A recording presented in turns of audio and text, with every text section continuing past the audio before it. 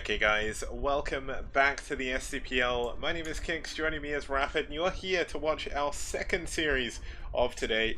It's going to be pSi versus ReV. That's right, Kix. And after all the goodness that we got to see in our first series, I don't know what to expect from this one. I think pSi is a team that has a lot of potential. They get really close to winning a lot of series, even get to ace matches. And then they lose. So it's like, well.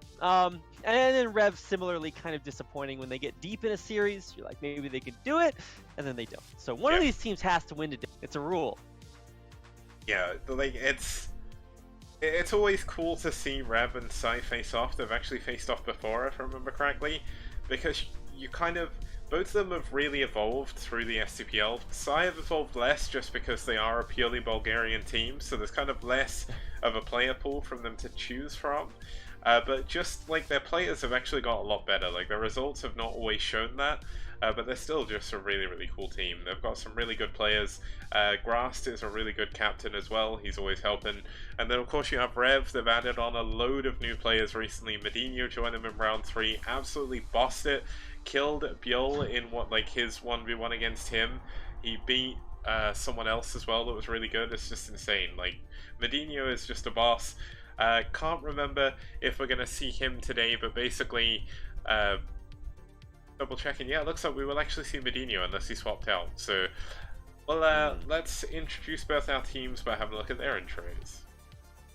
Now, Link's coming in from behind though with Ultimate. This may just be too much. More flash for the win to try and handle the bunker though. Still alive, holding on with everything he has, but look at the amount of Zerg units flowing down the map, and GG! In the mineral line, 1 kill already, gonna get a second. The cannon coming up to defend back at home. But Castle has so few probes right now. This could be the quickest game of STPL history. Another probe has gone down. He needs to save one. If he doesn't save a probe, he's going to lose, because he won't be able to build anything now. GG! Far behind a mid-hack with more units coming over. That's not cool. GG! Gonna pay off for him. And in a big, big way, pSi are gonna take a 1-0 lead against IRK, which is gonna be a huge thing for them. We do have the first Reaver out, maybe. With this Reaver, he can do something. He can't even finish Garrett. Boom! Goes the Dynamite. The Reaver goes down, and GG! It's showtime. Units from Spire have gone down. Medinho with an absolutely dominating performance in game 1 here against Seoul. GG! This cabin is done. Ultra's Carapace is not done yet, but it will be soon. Defilers, lots of hatcheries, and here we go. This is going to be the push of death for Care Bear. GG! Push forward with Siege, with Grace. Viola is going to be forced to tap out here. There's absolutely nothing Viola can do. GG! The game. Here we go, double Reavers being dropped out, Scarabs on the way, DT in the front lines getting focused down, and all the Zealots blowing up the Scarabs, but the Reavers still have yet to be focused here. Now finally getting picked up, Micro back to back. This is a very well controlled fight. Finally the Psi Storms are starting to come through. Yeah, the Psi Storms are coming through, and so are the Zealots. GG! Gonna lose his Spire as well. Ling's trying to come in to defend. Firebats in defense, so doing so much damage. And it looks like Camper's hit the right timing. He has. GG! It's showtime. Okay guys, so that's pSi Storm and ReV. Historically, there have been 2 of the weaker teams throughout round 1, 2, and 3. You can see the stark difference between like White and IRK getting 20 total match wins, 16 total match wins to the 3 and 5 of ReV. But as Rapid was saying before, they've had really, really good series, but they usually lose out at the last second. It's really, really crazy. Like, and I'm just gonna say, Blur, I really do appreciate the comment about the production behind the channel being amazing. It really means a lot to me, because that's kind of what I spend a lot of my time trying to do. But I will not have anything bad said about Clan Revolution's logo. Nothing but pure love went into making that. That's about as good as, hold on, I'll type the Artosis logo in chat. He has the Arto pylon. He literally like threw that on his iPad one morning. Really? So there's lots of great artists in the Brood War community for sure. Yeah, there are. Now, head-to-head, Rev and Psystorm in the 3 rounds we've had so far have only met once. Rev did get the win there. So is this going to be a chance for Psystorm to gain a little bit more composure, tie it up 1-1, and give themselves a good start in round number 4? Because you can see that Clan Rev have actually lost both of their matches so far, and Psy have lost theirs as well. So this is going to be a very important match for both of them to try and break that deadlock. So let's just quickly have a look at the rosters for today. We're going to start with a ZBT between Mitak and Incomplete. That should be kind of cool. We're then going to go into a PBT between Marine and Medinho. I would definitely say in terms of my key matches, that's going to be the one for me. We're going to have a ZBT between Jay Leo and Cold on the Mancha. And then we're going to have a PvP to round us off here. The only mirror match of today between Headmaster and Narsil. Kicks. Apparently, Korean Customs is preventing me from shipping 6 unicorn slices to me from the UK. This is the only thing that matters right here. Also, I think I agree with your key matchup here, Marine versus Medinho. Always a pleasure to watch Medinho play. And it's the second match, so even if he doesn't manage to win, there's still more chances after that. Headmaster Narsil could also be like a really, really good series. And I guess we get to see all 4 games regardless. Yeah, so having a look at our players here, starting us off for Psystorm, we do have Mitak. Now, Mitak has been kind of one of the mainstays for Psy. He's been up against some very, very strong players.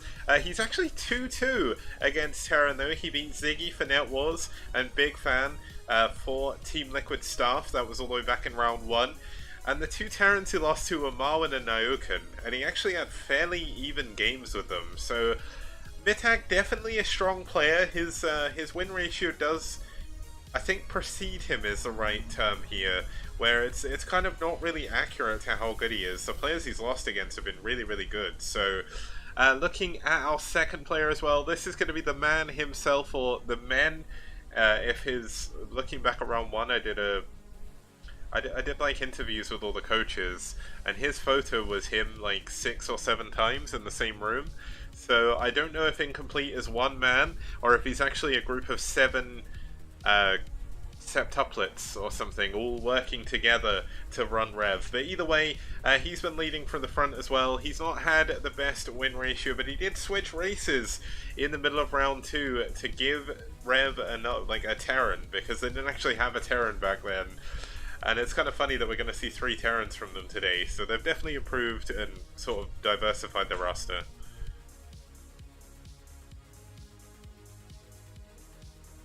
And just to introduce... I can't ship cherry Bakewell slices to myself either, Kicks. Okay, also, I agree. I'm glad that they have a member of every single race, but I would say that when you look at their win ratios, a lot of times it's going to be lower, or not the top teams, so they played through the harder parts of their lineup. So maybe today is the day. I guess it will have to be the day for one of them. Yeah, now this is actually going to be our first TBZ on this map of the STPL. Now, this is a matchup where those top or the corner bases are actually going to come in massive handy here. Obviously, if you take the corner bases as Zerg, I went through this in the ZVP we had before, but these installation gates actually completely negate any possible bio from going over there. Going to force dropships, which of course Scourge can counter. But obviously the map is very open in the center. There's not really anything that the Terran player can really rely on to sort of funnel the Zerglings through or anything like that. So it's going to be cool seeing Mitak versus Incomplete here, because I really want to see how this map functions in ZBT and how Mitak is going to choose to play this, because you can go for another main, you can go for the corner base, and sort of his decision there is going to be what changes things, I think, unless we obviously see a really, really quick game. But hopefully we're going to have a cool macro game here on Fortress SE as we get into game number 1.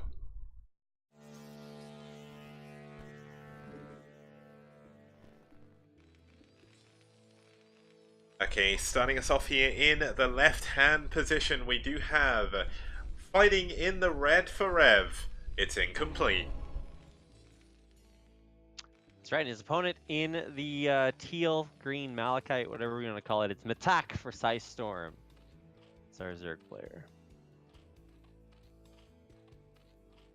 Yeah, it was one of the kind of funny things is someone brought up to me a couple of times in YouTube comments, and it's something I'm working on and getting ready to put into the system. But adding player flags to all the players, so we know where they're from. And one of the funny things was all the way back in round 1, Grass size captain told me they were all Bulgarian, and I completely forgot. So it's like, oh, like Grass, can you get me a list of the countries your players are from? And he's like, we're all Bulgarian. I'm like, oh yeah, so should be easy to do the flags for them, but I know they do actually play a lot together from what I understand. I don't know if they do any lands or anything like that, like Netwars do in Poland, but Mitak's there in chat, so if you have any questions about how Storm operates, you can always send him a message there, and he should be able to answer you, so it's kind of cool to see him turn up to watch his own game as well. Not many people will do that. Yeah, I mean, you got to have the power of the fans cheering them on, because if the fans don't cheer for you, how are you going to show good games, Kicks? I don't know. Many Korean pro gamers back in the day did ask that question. Yeah, and that's the secret. Many of them failed. Many of them succeeded though. Okay, am I saying it wrong? Is it Mitak? How no, did you say it? It's Midake. Yeah.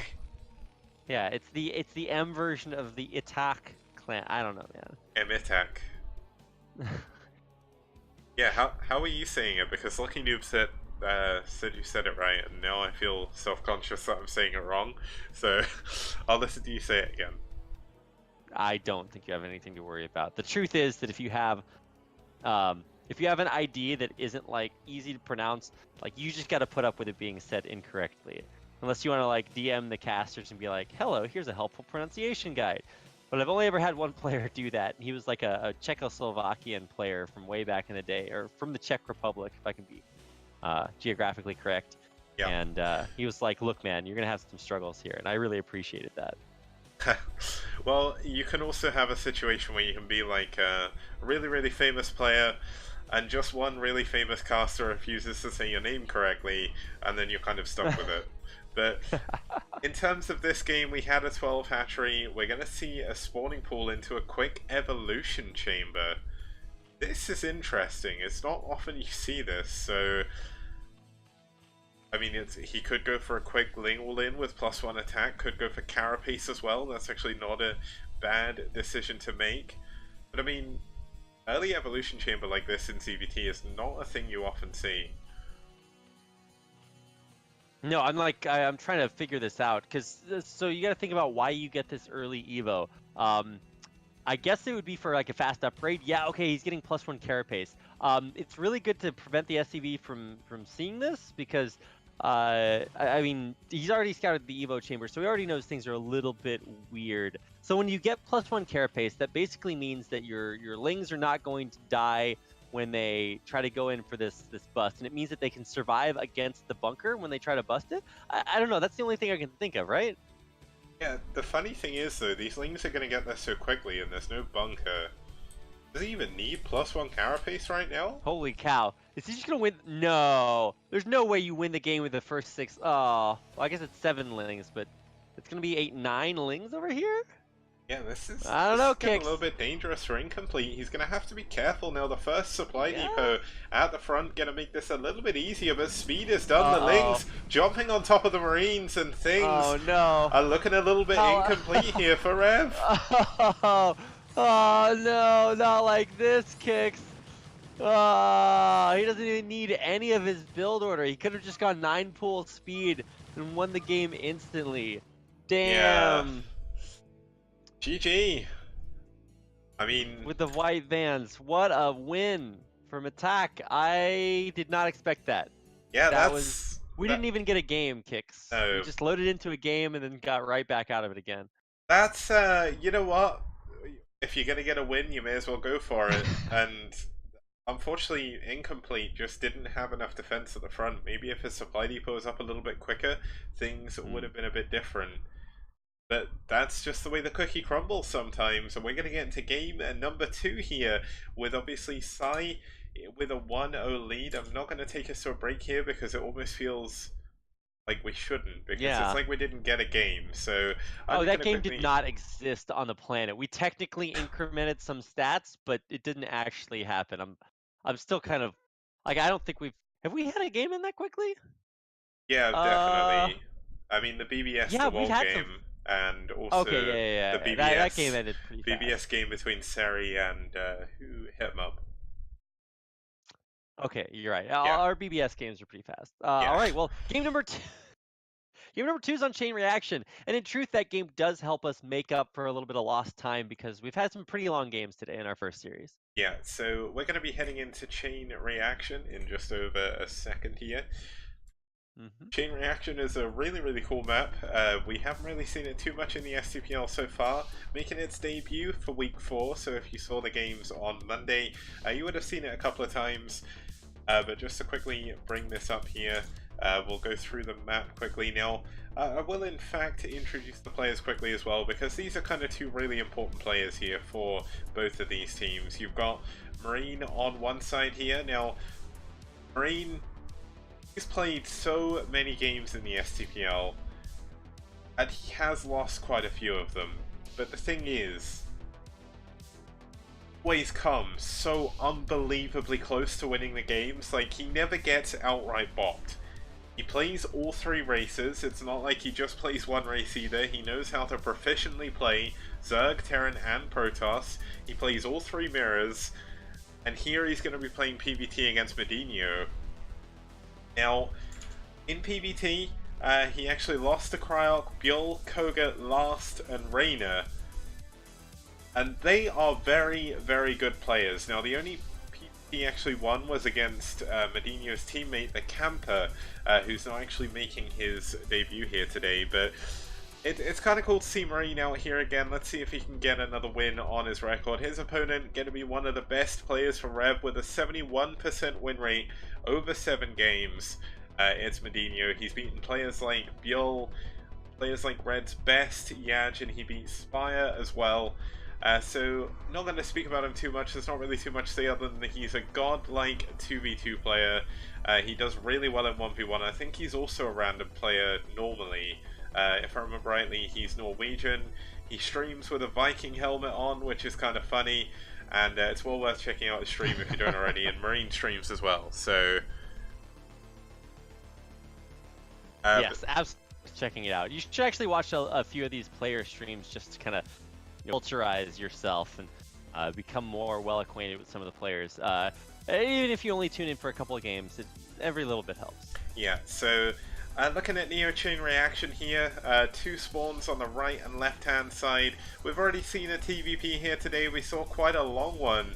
So let's see if this is going to go in that fashion or if it's going to match Seriosity versus Hitmup from Monday, where we had something like a 3-minute game. The only way to find this out is to actually jump into game number 2 here. It's pSi versus ReV, Marine versus Medinho in game number 2.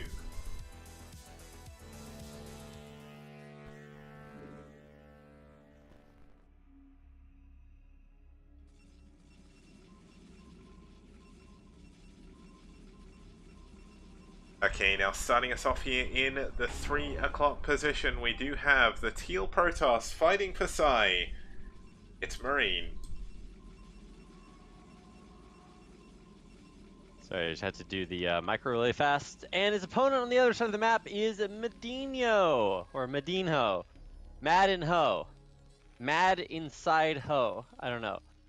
Maddie and Ho. I don't know. There's so many things you can do with these names. Yeah, I think it's definitely Medinho, but I might be wrong. I think someone told me I said it right the first time I said it. I'm fairly certain. So hopefully I'm right here. But either way, another cool name.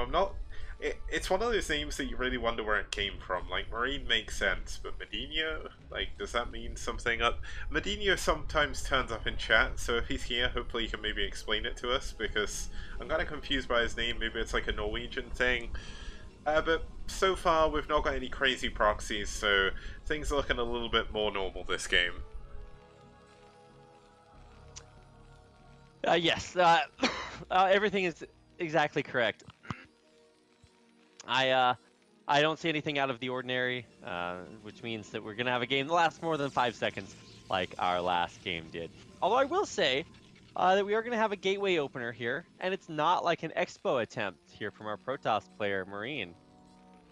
Yeah, I mean, you going for a super early expo like a 12 next, I wouldn't really say that's recommended anymore. Like, It happens all the time. It's unbelievable how does popular 12 Nexus is. I don't understand it, if I'm all honest. Like, especially with the fact that like Terran players, especially at the pro level, have shown ways how to deal with it, and especially when you're looking at someone like Medino, like, even if you don't know who Medino is, realistically, like, Marine will do. Medino's been around forever. Like, I think he's been around nearly as long as Drone has, and Medino is really well known for being super aggressive early on. Even in the STPL, like, his games, he just picks people apart with his micro. Now, whether or not we're going to see that this game is yet to be discovered, but he is building a nice wall at the front here. Probe doing a little bit of damage to these SCVs, but other than that, not really too much going on as he goes for his Cybercore back at home. Yeah, okay, Cybercore is going to come up. I was wondering if we, with that gateway opener, if we were going to have something like a 2-gate range Lagoon kind of style, but no, it's actually just going to be completely standard. All pylons accounted for in the main base, and that's what this SCV is going to see. It's like, okay, well, there's nothing that shouldn't be here. So everything looks totally standard. On the other side, it is going to be gas expo. So we're starting out with just about the most standard way you can do things for a Terran player. You're not trying to like one racks expand or anything like that. It's doable. But I will say it is kind of interesting to see a Protoss player not go for one of these faster expo builds. Yeah, I reckon we'll probably see a 28 next here from Marine. I mean, Marine does obviously have the option of going for a super quick robo or a super quick DT. I mean, this map is very good for early shuttles, early Reaver harass as well. But definitely, I think the more common opening here for him is definitely going to be this 28X. So he's got his probe up there now, building an extra pylon out the front. This is kind of to help wall off against vultures later. Medino back at home. No command center as of yet. That's actually really late. I think he's going to go into kind of like an FD push into this rather than going into like a straight expo. So Marine's going to have to be a little bit more careful. Yeah, I think the biggest thing to watch out for at this point is we don't is that we don't see like I mean, we had that proxy gate, and I think it was our first game of the previous series. We don't see something like that. Is that you don't get kind of bopped by anything surprising. But honestly, we're going to see the Terran player maybe start his expo at the same time the Protoss player does, which is a little bit uncharacteristic. Actually, wow, he's way low on minerals. I thought he was. This is like. Is it just me, or is this a lot of Marines kicks? Yeah, he's going for it's not like what you'd class as a strong FD push, just because he didn't go for... Well, I guess it kind of is, there's a lot of Marines, but he is going to push out here. This is... I think that's 8 Marines and 1 tank and an SCV. He's going to have vultures back here to come back in. The probe is going to scout this, though, so maybe he'll have enough time to hold on. Does he have range yet? That is going to be the important question. I think he should have at this point, but Nexus could be under a little bit of trouble here. Especially because the Dragoons aren't there to slow this push down. I mean, they will get to it before it gets up onto high ground, and it does only take a few shots to kill Marines, so he's going to pick off a couple here, have some high ground for a second, but yeah, he's going to lose a Dragoon already. That's definitely not supposed to happen. Oh, the mine block! Whoa, so crazy! That's he might actually pick off, yeah, he picks off 2 mines. Oh, and he might kill the vulture before the 3rd mine comes out? No, so 1 mine does get out, but the bigger thing is the tank here. This is just so strong. And he's going to push these Dragoons all the way back into the corner, and they're going to die. You can't get away from there. There's no escape path. So this tank knows he can actually just kill every Dragoon. Yeah, and there's actually some mines on the high ground now, so Vulture's going to be very powerful. 2 of the Dragoons coming up, 1 of the mines going off here. That's going to be a lot of damage. Another mine going off on 2 of the Dragoons off at the side, and things are going from bad to worse here for Marine. And Medino is making a great push in here to the natural. I mean, Marine's trying to micro his heart out here. I don't think that there's any way to break up the ramp with these mines, though. I kind of thought that you would maybe go speed to run your vultures across the map, but no, it's obviously mines because there's no detection. So Yeah. he's trying to get up a robo and then maybe an He's obs got speed afterwards. as well but now. like, yeah, he's got. So this is just gonna be this is gonna be rough. You have to give up the natural for sure, and then try to stabilize in your main. I really wanted to see a mine go down there. I know that would have been. Oh, like that mine against Best? Yeah, that would have been so amazing. All the probes were all in place, but the Dragoons trying to push forward. There's mines absolutely everywhere now. Oh, that nearly drags into the mineral line, but not quite. But Medina is just getting so much damage done. The Nexus is going to go down. A mine actually goes down on that Dragoon. And Marine's on his last legs, most certainly. Another Dragoon going down to mines. GG. Wow. Okay then, Kicks. Man, we are just speed running this group. Yeah, I mean, we've had games like this in the past. We've had entire sets like this in the past, but I mean, you know what? It's not actually that bad because it's not like this is our first series. We don't know what's coming up in the second one. The first series we had was quite a long one. It was really, really cool as well. So it's nice to see that there are just a good amount of sort of different games in the STPL. Obviously, you have the fast ones, you have the long ones. And that just happened to be one of the fast ones, but it does tie up ReV and pSi 1-1. Okay, so they're equal. I think maybe this is going to be a trend for this series. We're just going to have only rushes. But I mean, it's still cool to watch them be executed very well. But Yep. yeah, wow, we are really getting through these games, but it is going to be a longer series, not like a 3-0 or anything. Yeah, so let's actually head into a very short break. It'll be about a minute long, guys, while we load up this next replay. And we'll be here with game number 3 when we get back after this.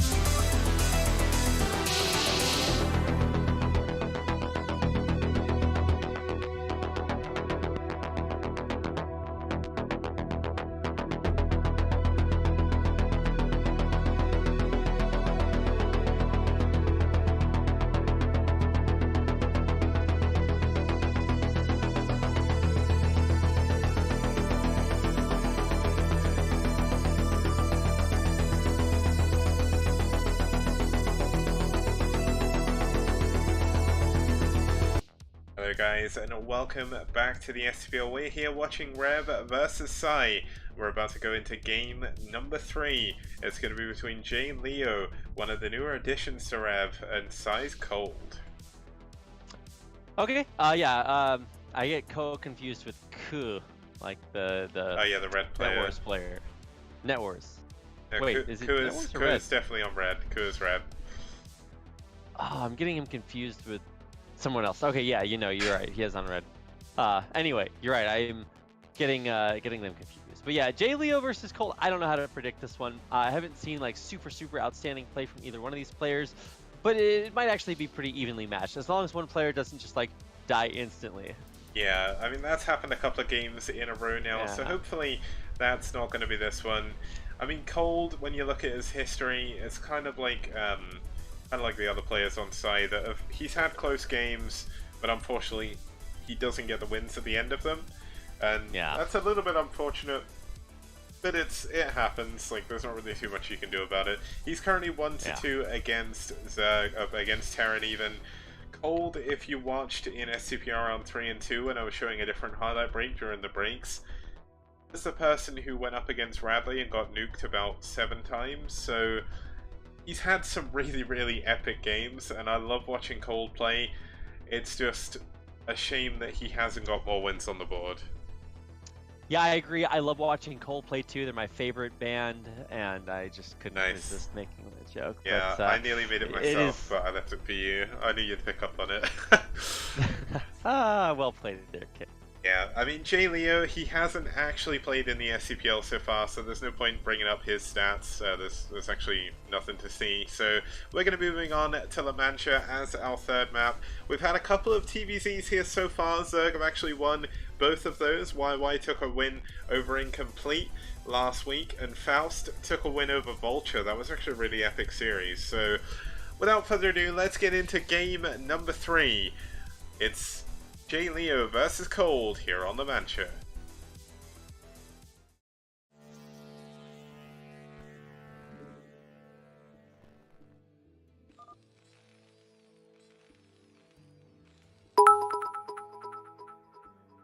Thank you, Sari, for the 55-bit cheer. Starting us off here in the top right-hand position, we do have the orange Terran fighting for ReV.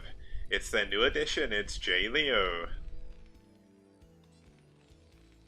That's right, and his opponent on the other side of the blue, as Zerg, this is Cold.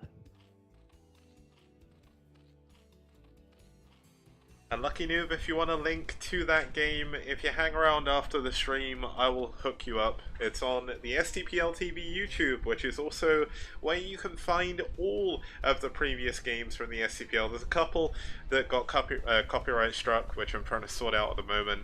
That was kind of a long process when I was using Linkin Park music in round 2, so that was kind of my fault. But we're here, obviously, in round 4 now. It's been a long, long way. I think that game was actually from round 1. It was all the way back on New Empire of the Sun. So, pretty old game between Cold and Radley there.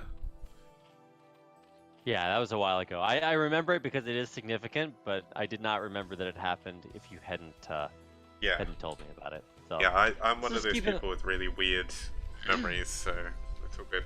He likes StarCraft 1 Rotterdam. Rotterdam's the StarCraft 2 commentator, if you guys don't know, and he remembers every single game he's ever broadcast, and even all the games that he hasn't broadcast too. It's insane. You can mention like a build order and players from like a year, and he'll be able to tell you like what tournament it is. It's actually one of the craziest memories I've ever seen. But Kix has got a little bit of that too. Yeah, it's just I can never remember anything useful. That's my problem. Aw, I wouldn't say that.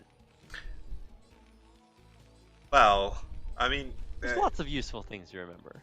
Yeah, but I mean, when I actually need to remember like super important things, like say I go into an exam or something, I can't remember that stuff. Like, I can remember how many games were played on a certain map in a certain round, who won on what map, things like that. Stupid, like, really old Pro League knowledge that nobody in the foreign community would probably ever know, just because I watched it so often and I kind of committed it to memory. It's just that kind of stuff. But just going back to the present here, I guess. Jay Leo is saving up for a command center, going for a 1 Rax expand. Cold is going for a 12 hatchery into a pool, so we're kind of normal here. Yeah, no, this is a very normal way to start things out. After 2 games with rushes, kind of nice to see a little bit of a chill way to start the stream, or to have the series start going. Oh, sorry, I'm a little bit lost here. It's what are we at right now? Is it 7:30 here yet? I can't really. Yeah, it's like 7:45 a.m. Yeah, we're still going. Well, let's see what this CV is going to find out. It sees the 3rd hatchery, so knows that it's not going to be some sort of 2-base muta play, at which point you have to really emergency get your turrets up. But yeah, everything is looking according to plan. Nothing super weird. This is, out of this series so far, I definitely say these are the building blocks for the possible longest game we'll have here, because we're going to see 2 racks Academy from J Leo here, not going for a +1 5 racks or anything crazy like that. Although it's not really crazy, I don't know why I say that, that's kind of my fallbacks. But he is going to be building that depot out the front as well, which Incomplete failed to do in his game, which led to a very quick loss against Mitak in game 1. And just, both players are going to be looking to try and build things up. Yeah, so this is going to be the macro phase of the game, and we're not going to see any sort of crazy, a number of barracks here. I really want to learn how to do, and this is for my own ladder points, but also just because it's cool to watch good players do it. The one base 2 racks push. But you almost never see that. And I was thinking that, hey, if we're gonna have a bunch of rushes, maybe we'll see that. But no, this is just gonna be a 2 racks opener, and we'll see what he pushes out here for. This is actually quite a few Marines, so this can deal with the 6 to 8 lings that try to get soft contain map pressure or map control. So he pushes out. He's got a decent number, 8 Marines. There's more behind this, and where's our academy? Okay, that's just now finishing up, and it times out perfectly with the completion of the next 2 Marines. So we're gonna immediately start stim, and then probably hit a couple of medics out of here. Yeah, 2 medics, no fire bat. Now, the benefit of going for that very small push is actually try and you try and force more sunkens. Now, he's only actually forced 1 sunken for now, so Cold, realistically, based on the knowledge he has, is playing a little bit greedy here, but it's going to be around 5 minutes 30 when these first 2 medics come out, and we should see J Leo move out on the map, and that's exactly what he's going to do. Now, this, again, is to just kind of force more sunkens. You want to delay the muteless as long as possible, and obviously the more Marines you see, the more likely you are to see a lot of units. Now, we do have a scan on the natural and the lair, so I don't think he actually saw the spire that's hidden up at the 3rd hatchery. But things looking good for J Leo. He's going to force a couple more sunkens out from Cold, and just apply a little bit of pressure here. Yeah, a lot of times Terrans can be a little bit overly passive, but this is a pretty standard push. I would say that this 1 medic lagging behind is a huge deal, because you want to have those medics healing your tanking Marines at the front against these 2 sunkens. So if you want to stim and go here, I think you should actually see the 3 sunkens up and just turn around. Yeah, this isn't designed as a sunken bust. Like, if you're going to go for a sunken bust, you go for 3-4 racks really, really quickly. He's tacking up behind this as well, so range isn't yet done, but he's got his factory on the way already.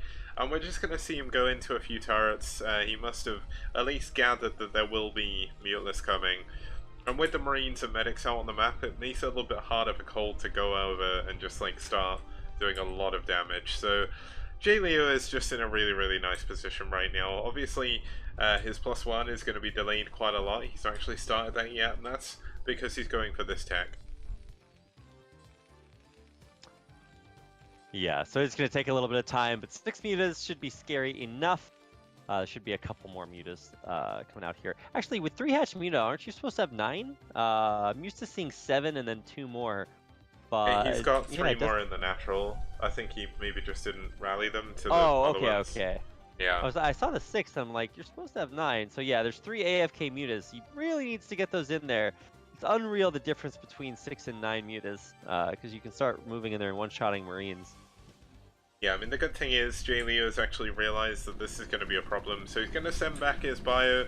The most important thing in TBZ for a bio Terran, especially if you're going for this 2 racks into tech style, is you need to keep your Marines and medics alive. If you lose a big chunk of Marine medic, all of a sudden the game is just unwinnable because you're so far behind, and losing these 2 medics is going to be a massive deal. He doesn't have the barracks to rebuild these. No, he definitely does not. Well, I mean, he has 4 racks, but you need to be pumping Marines out of here. He has a couple of fire bats, but he's down to a medic. 1 single medic in the world at this point. So, that's not great. And he can't even stim. Like, the best thing about this is that he has 3 turrets in the natural. Yeah. But, like, if those mutas try to fly into the main, I don't know, man. How do you stop it? Yeah, he's got a couple of turrets there, but they're basically working on the proviso that he can block the mutas from just flying straight in. Now, we are going to have a couple more mutas joining the fray. He does need to be careful. He's not well, he's killed a lot of SCVs already, so the longer he stays here, the more damage he's going to be taking to these turrets, and he's rightfully going to turn tail and head back home to heal.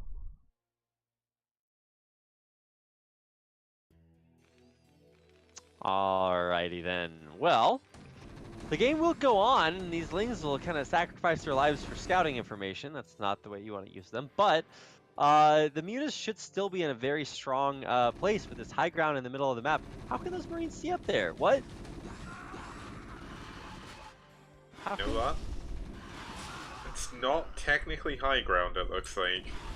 No, I think it is high ground, but the mutas look like they're farther ahead of where they are thanks to the isometric viewpoint. Yeah, very possible.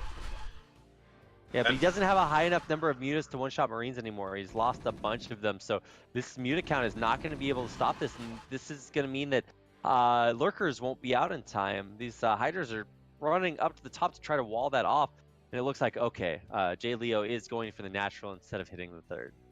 Yeah, I think this is more just out of convenience of the fact he hasn't scouted the third. Now, if he went straight to the third here, it'd actually go kill it. There's no there's no lurkers here, and this is going to give Cold the chance to do it. Now, there still isn't that much bio. I mean, there's 2 tanks, but he lost a big chunk of his bio before. So this is a dangerous push to be making right now. He needs his 2 armies together. And that's going to be quite difficult to do. So, looks like the Lurker's going to pounce forward, going to try and jump in before all of the Terran units are there, and he's going to clean up so much bio. Wow, man, lings are pretty good. Even though the mutas kind of got the worst end of that, he lost like all but 1 mutalisk. Killing those tanks off means that your sunken defense is going to hold no matter what. And this gives you time to get lurkers up. He's morphing 5 right now. He's already got the 2 on the ramp of the third. And yeah, he's going to be able to hold this no problem. Yeah, Cold is definitely in a great position here to look to take this game a little bit later on. J. Leo still trying to push forward. I mean, this Lurker egg, wow. Okay, so the Lurker gets his full health when it pops out. The egg does save it, and these 2 Lurkers are going to be enough to push J. Leo back. Lurkers, man, how do they work? It's like so the egg has a hard carapace, but the gooey lurkers like morphing inside, and then the if you break through the carapace health, or if you break through the egg, then all the gooey guts spill out, so it dies. But if it finishes morphing inside, then obviously it hatches at full health because the egg health doesn't matter anymore. Yeah. Yeah. Okay, that's the logic there. That's our story, and we're sticking to it. Now, we do have a Radiate on the way, Science Facility coming in as well, so looks like things are looking okay back home for J. Leo. Does need to start to look to take a third base, does have the SCV in position for that, because although he doesn't have the forces to kill... Oh, this is actually a big move out here by Cold. He could get a good surround here. So many bio dying! Oh, craziness! Those lurkers killed everything! Yeah, that's well then. huge. That's massive. J. Leo has lost so many armies at this point. He's going to try and go in for a drop in this top middle base, but there's Scourge here already. Can they catch this dropship? No, they can't. Only 2 Marines pop out here, though, with 2 medics, and that isn't going to do too much against all these lings coming up here, Rapid. Well. No, in fact, they will not. I mean, he doesn't even need to attack at this point. As long as you can just ensure that your bases, your hatches, your tech is not under any sort of threat, you can get he's all the way up to Hive. He's got Nidus is up. He can start to mine again from this, third base. That's a breath of fresh air for Cold. And Consume's done now. +1 armor, only just now finishing here for J. Leo. This is one of the downsides of going for that Turax Academy style. You get +1 a little bit later, so all of a sudden your other upgrades are delayed a little bit, but the idea is you tech so quickly that you get +2 faster. So the fact is, he doesn't have +2, he doesn't have a second engineering bay, and I mean, he doesn't really have any units. He can't put the pressure on that Terran need to do to keep the Zerg in check. Yeah, wow. Well, I don't know what to say. As a Terran player, you need those first few pushes to work. He's not even going SK Terran or anything where you can just keep pumping bio, because he's building tanks in here. That means Yep. your science vessel count is not going to be gigantic. You can't really rely on irradiates to break through huge lurker lines, so that's why he has the siege tanks. And I think maybe this just gets run over again. Yeah, this is just so many lurkers. I mean, the benefit is here he is gonna have a good number of tanks, so he can just kind of kill all of the lurkers if they don't leap back far enough, but he doesn't care. He's actually going to push forward. Swarm is done. The lurkers are on top of where the tanks are now, and this is so difficult for J-Leo to try and overcome. Oof. Well, yeah, I mean, what are you supposed to do at this point? You're gonna have to siege, but you're sieging it like you're natural. Like, there's swarm out already. Yeah. And there's some rules in StarCraft, and one is if the Zerg gets early swarm and you aren't ready, then good luck with that one. Yeah, it's like, I know one of the things Artosis always says is if you get swarmed at your natural, it's pretty much game over. Like, there's not really too much you can do at that point. And the lurkers pushing further and further forward, getting forward through all the swarm. There's still a lot of lings back here to just keep on consuming when that second defiler gets back there. Obviously, the irradiate did go down on that, so that's a little bit of breath of fresh air here for J-Leo, but he's still stuck on 2 bases. His army is still very small, and Cold is actually catching up on supply over his Terran opponent. Yeah, I mean, the irradiates are actually like the only thing kind of keeping him in this game, because they keep irradiating these defilers. But now there's 2 full energy defilers running across the map. Does he have Plague yet? I hope not. Well, if he has Plague, that's just going to be a little bit too much anyway. I don't think he needs it, but there we go. Looks like we are going to have the lurkers continuing to push forward. Doesn't even need Swarm. The Marines can't attack. So much damage being done here by the Zerg, and I think J-Leo is going to have to tap out soon. He's going to try and move across the bridge to the left, try and set up a siege line. But he doesn't have anything behind these lurkers to fire to get the splash to hit the lurkers. Yeah, and here we go. One more swarm. Oh, no, not like this. All right, well, there goes the neighborhood. Yeah, there goes the entire population of the human race to those lurker spines right now. He's even going to go for an irradiate, an eraser trick. But the eraser doesn't hit burrowed units.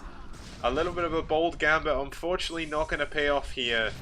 And this is just the beginning of the end. Just look at the amount of Scourge. Look at the amount of Lings just flooding out of those bases. And there's another Defiler here to add insult to injury. J-Leo is just in a terrible position right now. Well then, well, yeah, we're just watching the death throes of it. This is like, yeah, he doesn't even know he's dead yet. Well, now he does. GG, taps out. That's gonna be Cold. And Psystorm up 2-1. Yep, this isn't really something you'd expect to see when you come across Psy, but Psy are playing this series pretty well. They've had a couple of well-placed all-ins that have played off for them, and obviously Cold with just very solid play there, taking down J-Leo in that sort of mid to late game CBT. So that's going to take us into game number 4. When we get back after this, it's going to be Headmaster versus Narsil in a PvP on Neo Medusa. See you guys very soon.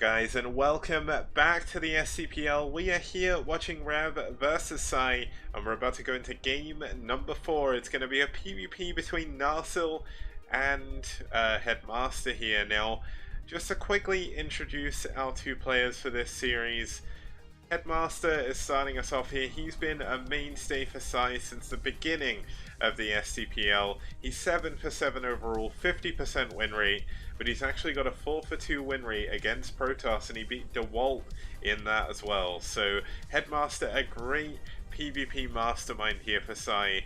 It's going to be a little bit hard here for Narsil, playing for ReV, who's actually a 1 for 10 win ratio, so 9% for him. And he hasn't had the best of luck with PvP either. Yeah. When you look at those PvP stats, it definitely does not bode well here for Narsil. And he does need to win in order to bring his team back. Yeah, so looking at the map we're going to be seeing here, it's going to be Neo Medusa. This is going to be our first PvP on this map, so it's not often I get to actually say that, so I kind of wanted to say that for a change. But it should be a cool map to see PvP on. Obviously, lots of possible storm drop locations, lots of possible Reavers, and as we saw in game 4 of White Clan versus IRK, we could even see a probe get glitched through and build some proxy gateways. So, not sure if we're going to see that. Hopefully not. But we've had some quick games in this series. Is this going to continue that trend? Let's find out as we get into game number 4. It's pSi versus ReV on Neo Medusa.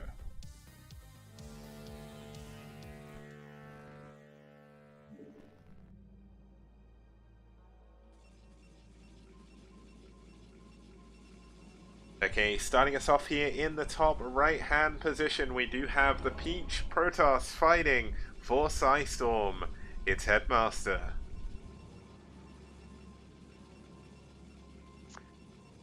And on the other side of the map, in the purple, is Narsil. PvP. Okay. Well, let's flip a coin, Kicks. Find out what builds we're gonna see. I mean, I feel like a lot of PvPs just go exactly the same way no matter what, so pretty boring. But not always. Sometimes we get three gate versus DT. So just get ready. Yeah, there's so many different builds you can go for in PvP, and there's a lot of really viable ones. Obviously, there are some hard counters, like you just mentioned, with DTs.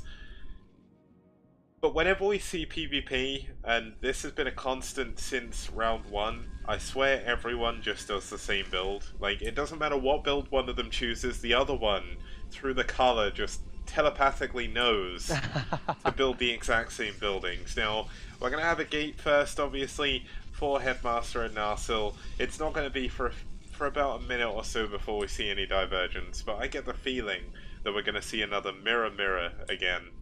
But is it on the wall for pSi? You get like the feeling you're being watched. Yeah, I can see that. Let's figure out what are we gonna have here. So there's gas coming down. Really early refinery there. Oh, and there's the second gateway for Narsil. Okay, second gateway, that's actually a massive deal. I mean, it's not often we get to see this 2 gate versus 1. I think the last time I saw this, and this is me dipping into my pointless memory, is a game on Katrina SE where we had one player who went Dragoons, one player went double Zealot, and because of the map and also due to a little bit of lack of micro on the Dragoon side, the Zealot player just outright won. So let's see how Headmaster's going to do here. We've seen his PvP micro already, and it's pretty decent. So if anyone's going to be able to hold off against 2 gate Zealot here, it's going to be him.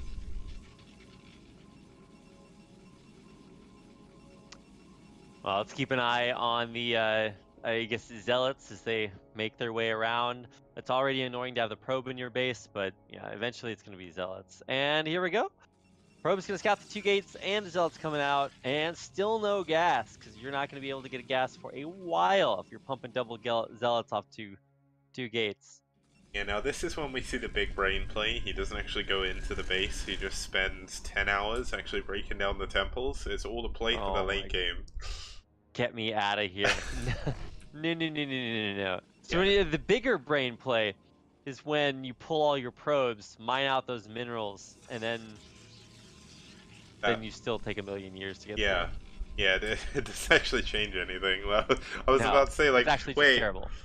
it would give you more surface area, I guess. That'd be the only benefit. But gas coming in here for Narsil, so he's not going to go Zealot forever. He is going to transition into Goon at some point. The first Zealot is into the main base. Looks like the probe of Narsil did go down, but the Zealot of Narsil does manage to get a kill. Could get a second kill here, but good glitching on those probes. Going to take out this Zealot before any more damage can be done. Wow, Bob. Okay, but that's super impressive. All right, now let's see how well these Zealots deal against Dragoons. The answer will be not well, except Dragoons suck. So, I mean, in theory, the Dragoon can kill everything here, but in practice, it is something quite different. Yeah, especially when you're trying to micro on two fronts as well, like Headmaster is. He had to deal with the Zealot in his mineral line. That was kind of the more pressing matter. He's going to be microing now just purely a Dragoon against the Zealot, so things are going to go a little bit better, but there's actually two more Dragoons coming in. Yeah. Wait, he's on 3 gateways. I've only just realized that. That shows how tired I actually am today, but... Wait, what? Where's the third gate? Right there. Oh. Yeah, I mean Headmaster. Headmaster. Yeah. Oh my god, a Zealot in the mineral line getting another probe, but going down to some great glitching. And Headmaster still keeping these Dragoons alive in the meantime. But the trouble is, there's another 2 Zealots coming in. Another 2 from there. And all of a sudden, things are starting to spiral out of control with the more Dragoons that Headmaster loses. Narsil's getting a really good position. Yeah, pull these Zealots back, man. Yeah, there we go. Instant turnaround. He sees the 3 gate though, so he's gonna have to try to go 3 gate on the other side to pump Dragoons, because yeah, more Dragoons versus less is just a GG. So we are gonna see a kind of a reset on this. Obviously, I think the bigger. Oh. Excuse me. That was like the worst yawn of my life. Problem is once the Dragoons actually get across the map, that's when things get truly difficult. Yeah, I mean, these Zealots obviously heading back home. Dragoons just going to be defending the Robo actually coming up for Headmaster before we'll see it from Narsil. But Narsil has the option of going for a Citadel and DT still. He knows there's a third gateway. Obviously, if he goes for it now, it's going to be a little bit late because this Observer is going to be able to come out. But neither player is going to be able to expand anytime soon, I don't think. Pumping off of 3 gates is very expensive. Yeah, I could definitely see that. Okay, well, what do you do at this point? You've got to try to hold on against what feels like overwhelming odds. Let's see how many Dragoons we got popping out here. Okay, he's actually not pumping off of all 3 gateways, so that would have been truly. I feel like one of the better ways to win the game. Just hey, use your gateway advantage. But he is going to go into ReVers after this. And that could be an even more insurmountable way to win the game. Yeah, there's kind of like an egg timer here at the moment for Narsil. He's got a moment. I believe in Korean they used to call this the handbang timing, where get the Reaver out to get that tech. He had to cut his gateway production, so that means Narsil is going to have a big unit advantage for the time being. But is he going to make use of it? This is the big moment that could decide the outcome of this game. Obviously, it's difficult to push through this small choke point, but when you have such an overwhelming supply advantage at the moment, you need to do something with it. And it looks like his choice is maybe trying to hold on and just take a Nexus, but I don't necessarily agree with this choice.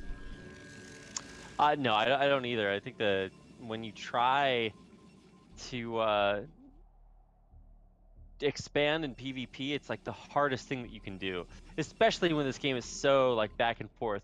I get that he's gonna have, I get that he's gonna have Reavers, but I don't know if that's gonna do it for you. Yeah, but Narsil is sitting back as well, so this feels like Narsil is giving Headmaster the time he needs to actually get these Reavers out, and 2 Reavers make such an incredible difference in PvP. especially when it's just Dragoons and Zealots pushing in, so I think Headmaster should be fine. He's down in supply, but he's up in tech and he's looking pretty good right now. Okay, well, time to go. For Narsil, if he goes right now, then I get it, right? Oh, actually, look at what Headmaster's doing. He's getting shuttle speed and shield batteries, so he's gonna try to hold it home, and then run across the map with the shuttle to end the game. That's a pretty solid strat. Yeah, and there's not really going to be anything back here for Narsil to defend. Now, the first observer, it looks like Narsil's trying to move in to apprehend that, but he doesn't have an observatory yet. Well, he does, but he's not got an observer over there. So that observer is going to get in. Going to see that there's no nexus as of yet, so that's a huge bit of information for Headmaster here, as he's going to know that he needs a few more units back at home. He also saw the army size as well, which helps. And a double shield battery now. Triple shield battery. This... Okay, first of all, shield batteries in StarCraft 2 auto-recharge unit shields. StarCraft 1, no! You gotta do that yourself, and they are not... You have to actually click it. Yeah. It's also not instantaneous. It kind of scales up over time. And they only spawn with half energy, so... I guess we'll see. This better be the most immortal Reaver of life, because I never see players go for triple shield battery. Yeah, I was gonna say, this is gonna be entirely for use on the Reaver. Like, he's not even gonna bother with anything else. He's gonna have 1, 2, 3, all control group to shield batteries, and then he's gonna have his 2 Reavers here. Now, he knows that if he manages to hold this push in from Narsil, he is gonna be in a great position. He's ahead in tech, he's gonna have shuttle speed. As soon as another Reaver comes out and a shuttle comes out, we're probably going to see a counterplay here, but it looks like Narsil's thinking about moving in. Can he make this work? This is going to be a lot of damage coming in from the Reavers, but this is so many units here for Narsil. Sure it is. I mean, honestly, maybe recharge some Zealot shields here. They're doing an excellent job body blocking, but a triple Reaver, man. Triple Reaver, triple shield battery, each one has its own personal shield repairer. But the trouble is, to be honest, at the moment, I don't think he even needs the shield batteries. There's so many Reavers, so much damage, that Narsil can't even get close to the Reavers to do damage to them. So, looks like we are eventually going to have the shuttle coming out. This is a speed shuttle already. We're going to see a... Oh, this could be a bit of an anti-time movement. No, Narsil's still a little bit too apprehensive about pushing in. And this shuttle's going to go the long way. He does not want this getting scouted. Yeah, for sure. Oh, and he shows it by accident. Yeah, okay, I was like, well, yes, I agree. He doesn't want to get it scouted, but he flew it right over there. Even still, I think it just shows up and wins the game, right? Like, there's nothing back there to defend. Yeah, I mean, we're going to see a pylon be added on here. We've obviously got the probe going up to where the third base location is as a scout. But even if you scout this, how do you deal with it? Like, here we go, the Reaver going to come in. Probes have not been pulled as of yet. Looks like the first Reaver Scarab going down, getting 2 probes already. The Dragoon going to help chase those. I mean, a Dragoon has come out to defend, but it's not really going to do too much until these other 3 show up. So this shuttle is going to be forced to fly away. Not much damage had yet. Okay, flies over some more Dragoons, but there's not even actually that many probes here to get hit by these Scarabs. I think you almost want to... Oh, that's a pretty good one, though. Yeah. Oh, no, he's going to lose the Reaver. He has to drop the Reaver out, but he actually might get some really good connections here. One more Scarab. Boom goes the Dynamite. And actually does get some pretty good trades there. Oh, is he going to get the last bonus Dragoon? He does. Nice. So that's like 4 Dragoons, 5 probes. Not bad. Yeah, for just a Reaver, Dragoon, and Shuttle, that's not too bad. Now, funnily enough, the Observer going to go out, goes down immediately to all of these Dragoons. Now, this is kind of the funny moment, because obviously Headmaster can't get broken. The Headmaster can't realistically break this concave, even with Reavers. The way you do this is you get a Speed Shuttle, and you do some sick, insane micro to try and break out of this. But this is Medusa. Headmaster knows this. He's going to go for a third base in his main. It's going to be a mineral only, but it's still better than nothing. And he's going to feel pretty happy about this. Narsil doesn't actually have that many probes. Yeah, no, Narsil lost a bunch of mining time there too. So there's double quotes contain, but that's only because Narsil built all this stuff that he can't use anymore. So yeah, good luck with this. I mean, actually, wait, what happened to those other 2 Reavers? Did he pick them up and put them in the shuttle? Oh, yeah, so he used one and now he's got the second one in the shuttle. You might actually need to build a couple more Reavers. One Reaver is not good enough to defend here. Here we go, flying in. How good these Scarabs going to be, Kicks? Not good. Yeah, just one. He kills one. Okay, never mind. Yeah, it's kind of ironic. The less probes you have, the less damage Harass does, which doesn't seem to make any sense, but especially when Reavers are concerned. Oh no, tell me more, Kicks. They should be fine. This will definitely glitch out. Oh, he's running the probes back though. I'm not sure I agree with this move. Oh, that's a big Scarab. Oh, but the shuttle could go down again. Oh no, looks like he's going to be fine. Well, I don't know about fine, but that Reaver's trapped up there. Keep in mind, in the meantime, there's still only one Reaver holding the front. And yeah, there's triple shield batteries, but like there's 55 Dragoons out there. So. Yeah. He's going to go for one more hit. Can he get it? No, this is a terrible spot. Wait, that Reaver shot the Scarab through the minerals. There must be like the smallest gap or something. I don't know. That should not happen. Oh, it did it again. This Reaver. This Reaver's a sniper Reaver. He trained in sniper school for 10 years to get the bullet through the smallest hole. Yeah. He's got 300 confirmed kills. Yeah. Veteran. But he's gone now. Rest in peace, Reaver. That's right. Yeah, pour one out for Mr. Reaver boy. All right, well, this is kind of a cool battle between 2 different styles. But sooner or later, we're going to have to, excuse me, have something actually work here. I think drops are maybe not the way to get the job done anymore. You had your chance. I think at this point, you sneak a base. Send a shuttle out with a probe. Or one thing that you can actually do that's kind of cheeky is you put a Reaver behind the army that's sieging you, and you just sort of force your opponent to do something. Yeah. Yeah. It's kind of funny. I mean, Headmaster's sitting on 3 bases. He's up in supply. He's got a large gas bank at the moment. He's going into upgrades. He's going into double forge. Going in for another Reaver drop with this damaged shuttle, but there's not really too much Narsil can do about this. He can't push in. He can't defend. I genuinely don't understand why Narsil hasn't just tried to build like 4 Nexuses like all over the map, because realistically, what is this guy gonna do to you? He's contained. He's not coming out of his base. He can send shuttles like this, but every shuttle he sends, every Reaver he loses, that's going to be a benefit to you. So, looks like another probe going down to this Reaver. The Zealot's nearly getting this Nexus as well. We're still kind of sat in a stalemate situation. There's still so few probes for Narsil. I think that's the problem. He just doesn't have enough workers. Yeah, Narsil's macro is really starting to slip. Also, you can see there's about 100 APM difference between these 2 players. So I think that's a kind of a good way to judge. I hate looking at APM as a way to tell. Oh, and the Templar Archives he's gonna is going snipe to go the High down. Templar. Yeah, or Templar Archives, yeah. Kind of sucks to kill buildings with Scarabs, but cool, he did it. And there it is. Yeah, and if anything, I know you said it sucks, it's probably not economically efficient, but that's all Headmaster needs to do. He just needs to do damage, because he's already up a base. He's already up a ton of workers.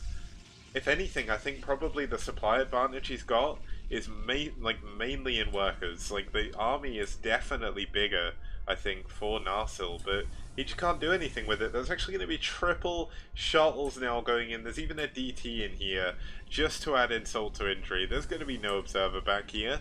He's probably got an observer with his army, but he's not able to build another observer. Like, he needs to spend all his money on other things. And he's going right the way around the edge as well. This is just... I think this is going to be the killing blow, honestly.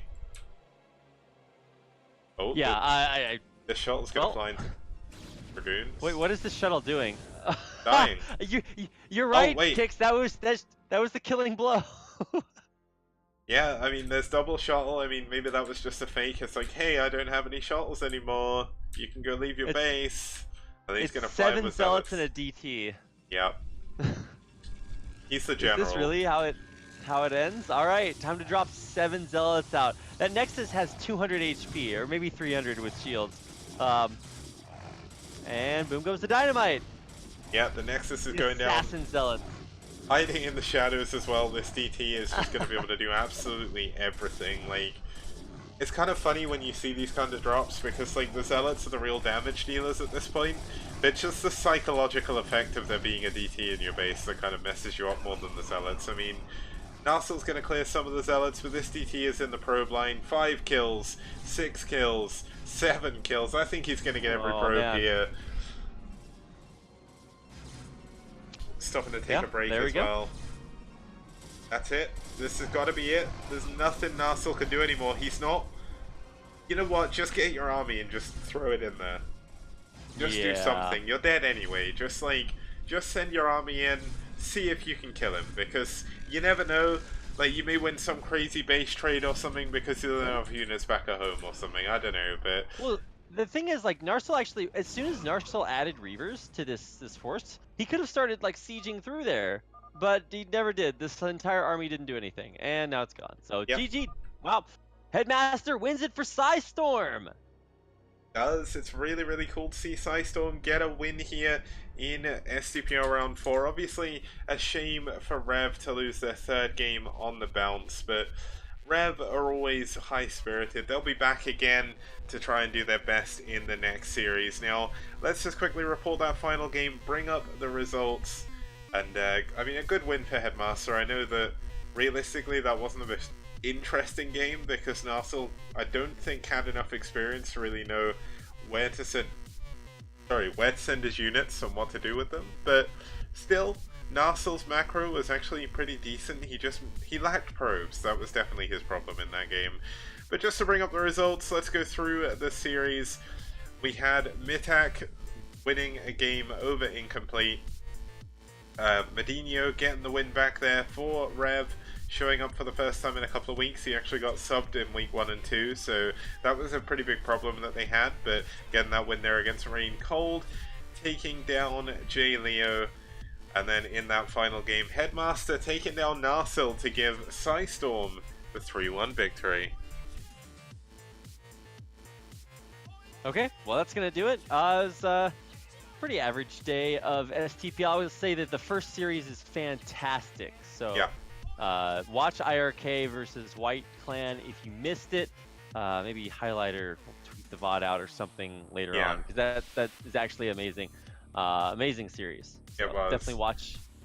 Go watch that. Otherwise, just thanks for watching. A big thanks to everybody for tuning in there. I saw we had some Korean viewers halfway through there, or supposedly Korean. So nice to see some viewers tuning in for White Clan, as everybody should. And make sure to tell your friends about STPL or follow them on Twitter, or just follow the channel. Yeah, that helps. Huge thank you as well to you, Rapid, for once again staying up waking up super early, I guess in this case, and casting with me. It certainly made it a lot easier, so thank you very much. I went to bed like I was gonna get a solid like 6 hours of sleep or something, and then I like couldn't fall asleep, and I got like 1 hour. And I will say, like, as a minor plug, I'm gonna be on the Pylon show, which is Artosis and InControl's StarCraft 1 and 2 talk show in about 3 hours on twitch.tv/InControlTV. So that's where it's going to be. If you guys want to hear me talk about all the games you just watched, you can show up and be experts, and it'll be worth it. So I'm going to be over there a little bit later on. But a huge thanks to Kix for running everything behind the scenes and in front of them. Glad we had another good day of it. Yeah, well, just one last thing from me. If you have missed any of the STPL games, you can see them on youtube.com/STPLTV. If you want to support the show, you can either donate to the prize pool thanks to our sponsor, Maturino. The prize pool currently sits at $1,555 for the overall prize at the end. Obviously, that's going to split between all of the teams. You can also donate using the button below, or you can sub to Patreon if you want to get access to the STPL replays you've seen today or any of the previous ones. A $5 sub, I think it is, on patreon.com/Kix, if I remember correctly, is all you need to do to get access to all of those replays via the STPL Discord. So huge thank you once again to everybody who tuned in. Hopefully you all enjoyed the show, and we will see you guys next time.